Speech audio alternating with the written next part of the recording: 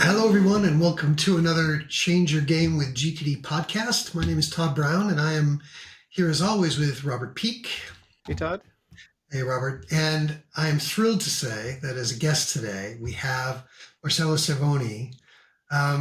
Marcelo, you're very welcome. Thank you very much for joining us. I'm going Hey, to how you doing? No, very good to hear from you, and good to have you on the show. I'm going to just do a little bit of an overview of what we know about you, and then I'm going to turn it over to you maybe to tell us a little bit more about your own experience. But for those of you who haven't heard these podcasts before, our goal in the Change Your Game with GTD podcast is really to give you the benefit of our knowledge and experience in the getting things done methodology. Both Robert and I are certified coaches, certified trainers, and have a lot of miles on our tires in terms of GTD.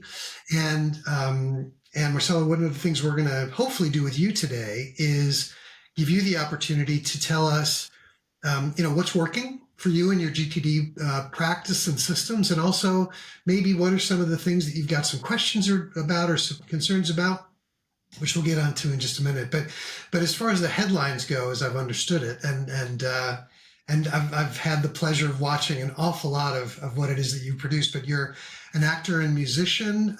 You're currently starring as Rio in a BBC show called Andy and the Band. And those of you who have not checked that out, please do that. And you're also, as I've understood it, the lead singer of your own band, which is called The Vone. So have I done you justice there? Is that about right? That's about right. Sums me up to a T, Todd.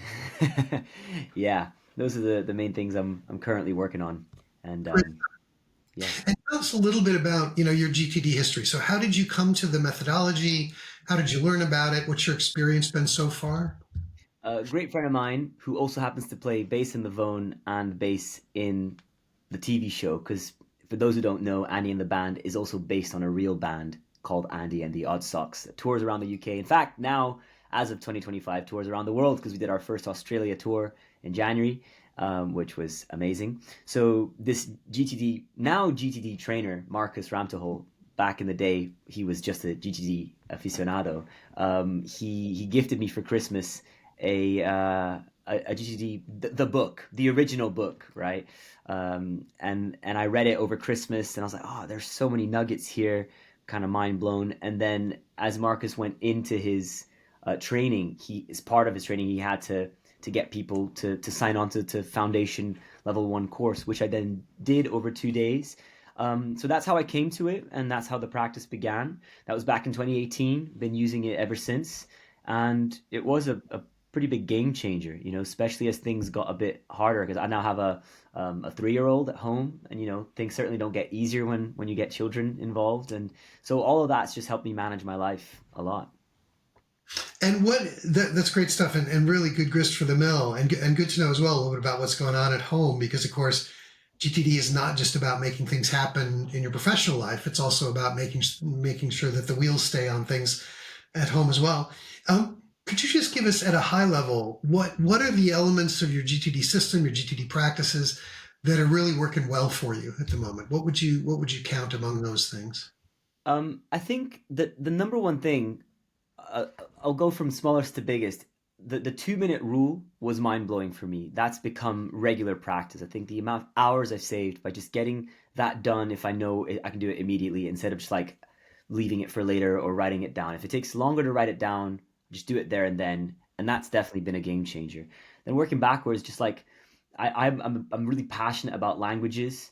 I'm currently learning my fourth language, and I love how GTD changes the way you think of an action and the way you write it down. And so always attaching a verb, just taking that extra time to identify what that is, again, game changer, because suddenly I don't if I make a list and then I come back to it a week later, there's always that adaptation period for most people where you're like, what is this about? What am I doing here again? And you waste time, right? Whereas if you've probably identified what happened, you look at the list and you're straight in there. I find that with ever since I did my GTD basic practice, I find that when I identify something, it stays in my memory as well. Because you know how that whole idea that we're great for having ideas, we're not great for keeping them. That's what our brain is good at, right? Having ideas. Um, I find that ever since I got better at identifying how to action those ideas and putting them into my system, bizarrely my brain retains the information that otherwise it would have forgotten. So again, that's all to do with linguistics, and so that was a big top level changer. And then of course the waiting for list. The waiting for list was game changer because that's a huge source of stress, especially in the creative industry, and where pretty much everything I do is waiting for. Like, for example, I got an email from my agent today, 2 hours ago, saying, "Oh, there's a tape for a really good commercial. It would pay you really really well. It shoots on Wednesday, so you might have to move your um, job that you do on a Wednesday. You might have to tape for it today or tomorrow. It might be a really quick hour turnaround. Are you up for that?" And I was like, "Yeah, sounds great. It's a brand I use. I'm on board with that." Um, but again, there's no immediate action there. So then, how do I quantify like what's going on with my day and tomorrow? Not waiting for listening. Okay, I'll check in again at the end of the day until someone actually calls me. I'll have a little reminder, but it doesn't need to clog up my regular lists. So suddenly that's where I park those things. That's a subtle, short example, but yeah. So hope those three things are three nuggets there of GTD practice that have changed things for me. Great stuff. Yeah, no, I think, and for those of you who aren't familiar out there, and I mean, most of the folks who are listening in will be familiar with some of the core concepts from getting things done, but the good old 2 minute rule. If you identify a next action which can be done in 2 minutes or less, please don't add it to one of your reminders. Please don't put it on a list. Just do it, as you quite rightly said. That's a biggie for an awful lot of people. I've had people come up to me in airport lounges who are people that have been on the training or been coached or whatever, and said that changed my life. That just absolutely changed my life. And the waiting force as well. I think we hear that a lot from people. There's this. We had this conversation Friday last week. We get all of our certified trainers and coaches together once a month in a virtual call. And one of the things that came up was, and this sort of overlaps with what you were saying around language. This idea that a waiting for, again, for those of you that aren't familiar, it's a situation where the next action on something doesn't sit with doesn't sit with you, it sits with somebody else, right? You're simply waiting for somebody to follow up. And what's interesting about that is, and this came up at the meeting, that to have the idea that, hey, it's okay for me to expect something from other people, to chase them up if they don't come back to me, to whatever. Not everybody was comfortable with that. Some people were saying, well, that feels wrong, that feels aggressive, that feels whatever. And yet the GTD gives us the language, right? Gives us the vocabulary simply to say, in a meeting, hey, okay, what I've just understood is you're going to send me that document. Is that right?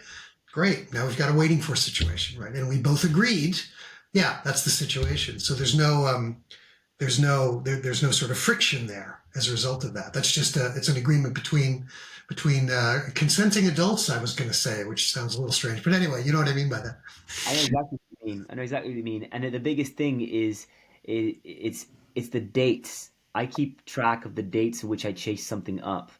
That was another nugget that changed because suddenly, even going through an email thread to find out when did I last talk about this, it's just having a quick, like, I just put the actual date in the month, and you're like, oh my gosh, okay, I've chased this up 4 times this year and it still hasn't happened. It's just good to know. It doesn't necessarily change your approach because we all want to be flexible at work with the people we're working with, but it does suddenly give you a benchmark of like, okay, that's where I'm at on that journey. Mhm. So there you are, yeah. Great stuff.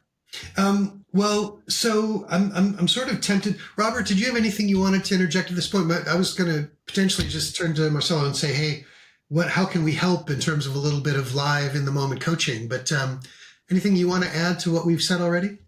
No, let's get down to it. Let's see if we can, if there are things that, knowing this or figuring this out or cracking this would get me to my next level. Those are the kind of things we'd love to hear about and talk about with you. So let's Okay. do it. Well, there's two main challenges I have with GTD, and they're connected. The first is the someday maybe list. I've never managed to make that work for me. I feel like that's where my ideas go to die.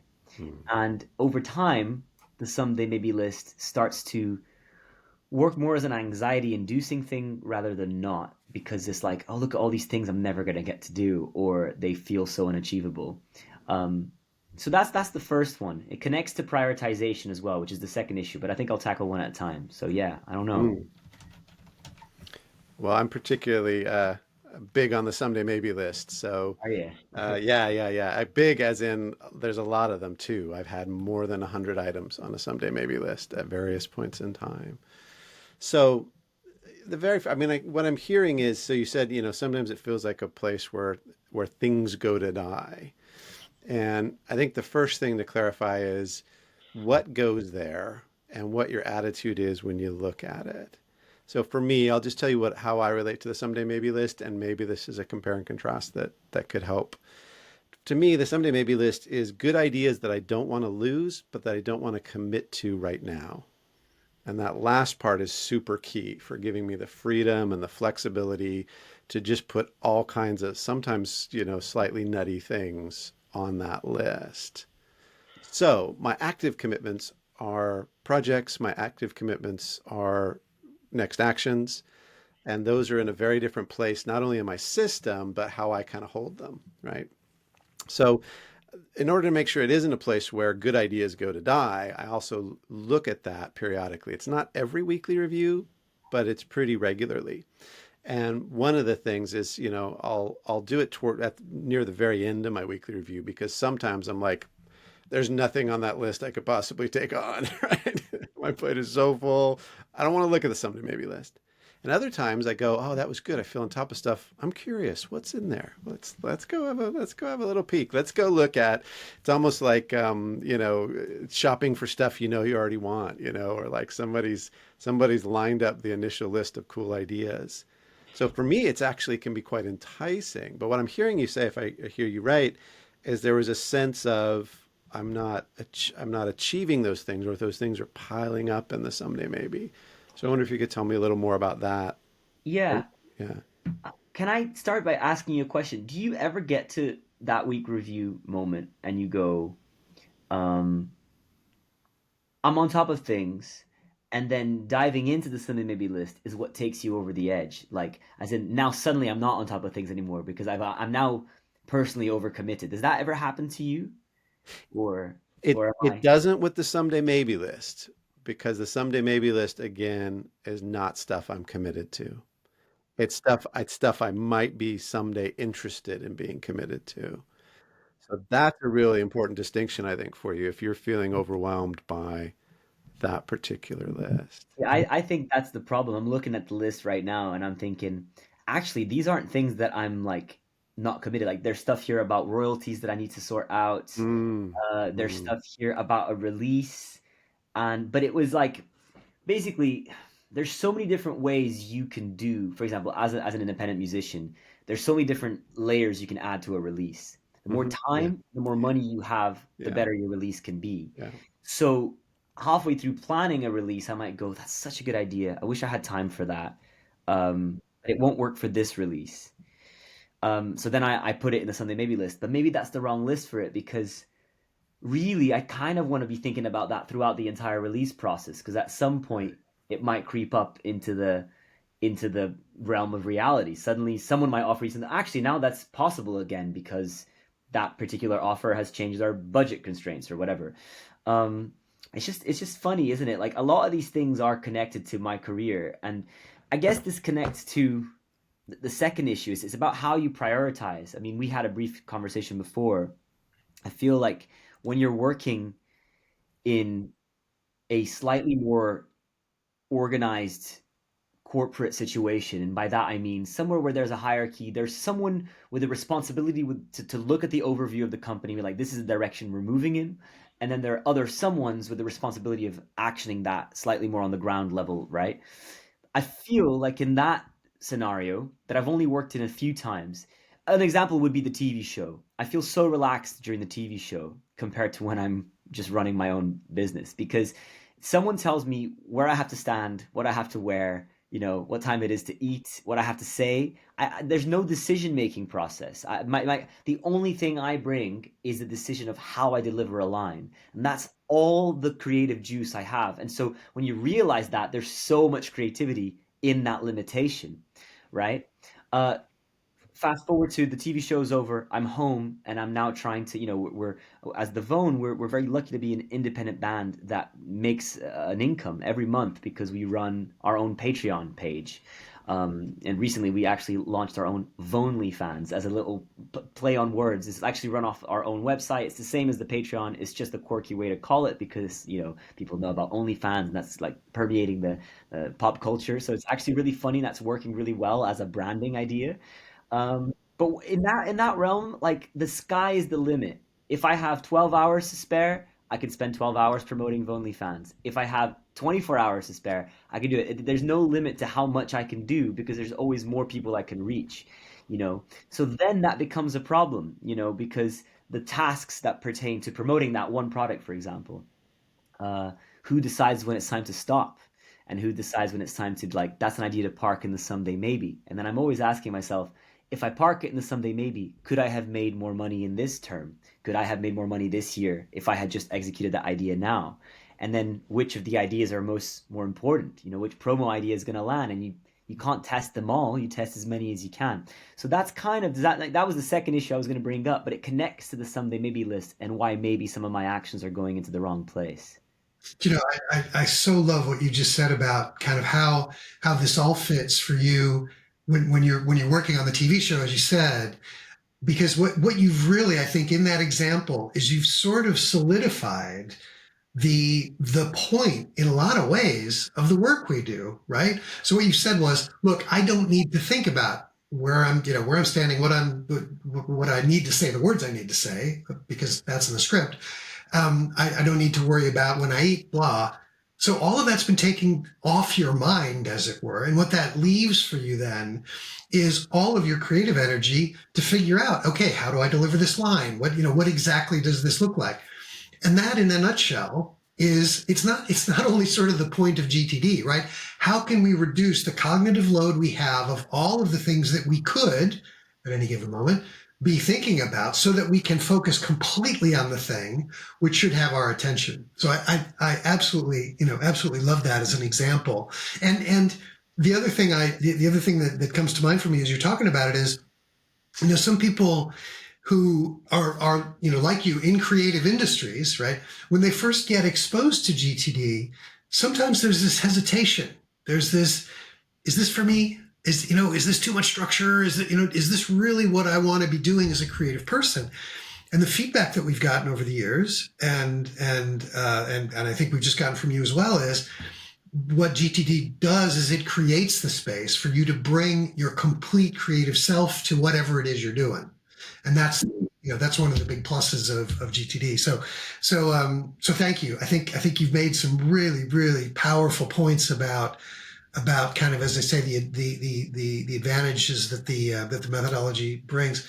But coming back to your other question about kind of how in these situations where you have more choice, right, about what to focus on, and that not just how do I deliver the line is down to you, but all of these other considerations, then comes the question, how do you make those priority calls in those moments, right? What's the right thing for you to focus on?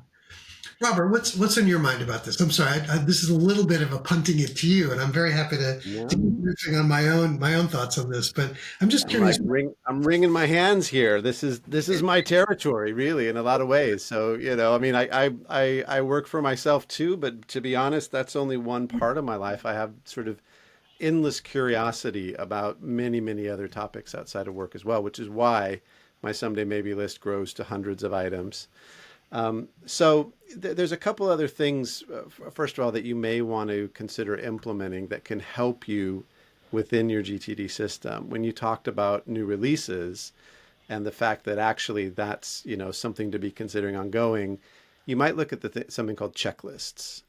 This is something a buddy of mine who's a music producer loves and lives by. Coached him years and years ago, and he's like, checklists, man. Yeah, anything that happens in a routine way, get that into a routine and then improve it and revise it over time. So you've got really solid lists you're running by. That'll give you a little more of that. Hey, I've got a script. I've got craft services. I've got, I'm being taken care of. I can do my talent thing. Another is projects deferred. And that's the idea that, you are committed to it, but you're not committed to it right now. Like this is a project you're going to do, or someday maybe is a good idea, cool idea, interesting idea. I've got a place to put cool ideas. Projects deferred is, not now, not within the next probably 3 to 6 months even, but I'll look at that and I'll potentially promote things either direction, right? And I do this a lot. Stuff that starts out as a project, I get into it a bit. I go, you know what, this is not really worth it. Back to someday maybe, back to maybe projects deferred, other stuff comes up. So there's a pressure regulation system built in between definitely committed to projects, projects deferred, and someday maybe ideas that are not commitments at all. And things should be flowing between those three in the weekly review. Did you say that you're also running more than one someday maybe list? So I do have my someday maybe list subdivided because there's so much there. And sometimes I want to look at particular ideas rather than others. Stuff that's more about, business ideas, or stuff that's just more about kicking back and doing something new and creative, outside of business. Yeah. There's two things you've inspired me to do here. First of all, you're the second person to suggest checklists in Yeah. about a month. One of them is a member of my band. Again, very successful. He's the lead guitarist of the band, but he also works in. It's one of those things. As an outsider, I find it hard to describe it. I think it's machine learning, and he Hmm. teaches Hmm. how to teach it, if that makes sense. Yeah. And anyway, I see him. His name is Liam, as a very successful kind of person who's got like their eggs all like kind of lined up. And one time we were performing, I was like, oh, I forgot that bit of gear, and he's like, man, you got to have a checklist. I would check this. Yeah, I really got to get a checklist. So like, yeah, a checklist for gear, a checklist for releases, and which it seems so obvious, but genuinely, I don't actually have checklists, so I should. But I like the idea of a a releases someday maybe list, because there's a lot of creative brainstorming that happens for in a band, for example. You're like, that is such a good idea as to how to market this song, but it would actually fit better with that song that we're not planning to release for another 6 months. Right. So then you park it in the before you start releasing, strategizing again. Look at this release someday maybe list, which would be a cool way to review that. But to put into context, I'm looking at this list. Some of these tasks have actually been done, which harks back to the whole GTD thing where it stays in your subconscious. There's something about the language in a way that, like, before having a system, it would just disappear. Whereas now that I have a GTD system, sometimes even when I write it down, it's almost like I inadvertently, even accidentally, start working towards it, and I Hmm. might not be aware that I'm doing that. Totally. So I'm looking. I mean, I've been so put off by my own something maybe list that I hadn't looked at in ages, and a lot of these things have actually been done, which are probably the things that were more pertinent and shouldn't have been on this list in the first place. But anyway, so I like those two ideas. There'll be two key takeaways there for sure. Um, As you're talking it through, something else, and I think this is kind of an umbrella theme, I would say, about a lot of what we've been talking about, is the contents of your system. And this could be your someday maybe list, or it could be anything else in your system, is really just your best guess about what's relevant at the moment. And I think one thing I'd also encourage you to do, and this has kind of been something that both Robert and I have talked about, is just be willing to say, okay, when I put this on my someday maybe list, whenever that was, last year, last month, that was my best guess at the moment that it was something that was relevant. You know what? It's not, right? David Allen talks about things on your someday maybe list can become someday never, and just be open to that, right? Just be open to the fact that there might be some things there where you just go, look, the Marcelo who was 6 months ago thought this was a great idea. Today, I know better, right? And of course, you in the present are going to be way smarter than you in the past, right? So yeah, just don't be shy, I would say, and this goes for any element of your system. Don't be shy about saying, yeah, I thought this was a good idea. This was something that I was committed to, and now just not happening. Just not happening. yeah, I like Super that. important and super hard for highly creative beings, right? They're all good ideas. I only got one life to live. But when you put that second part in there, you really have some opportunity that as things ebb and flow, you're getting more data all the time about what works and what doesn't. Present you is smarter than past you, and future you is going to be smarter than present you. And so you Yeah. I'm totally with you, Todd. Yeah. Yeah, something that's coming up here that makes me think could be really relevant to any listeners out there who are creatives or who have creative projects on the side on top of their regular jobs. Um, I feel like working into your weekly review a true north check-in, Hmm. right? That's something that's slowly been creeping up, but a bit like the checklist seems so obvious. Doing it on purpose and with like, let's make that a structure might make a big difference. A moment within where you go full top out into your career, like full bird's eye view, and you go, am I still moving vaguely in a direction I want to move in? Yeah. And if that happens on a weekly basis, feel like you'd be unstoppable because then it'd be much easier to without shame cutting out things that, yeah, that's not relevant anymore. No worries there. Um, and prioritization. I think maybe that's the thing. Maybe I don't often enough, and I haven't made an effort to do that top view on a weekly basis. I don't often enough take that view so as to go, that's still the true north, in which case all these things that are get ideas aren't priorities right now.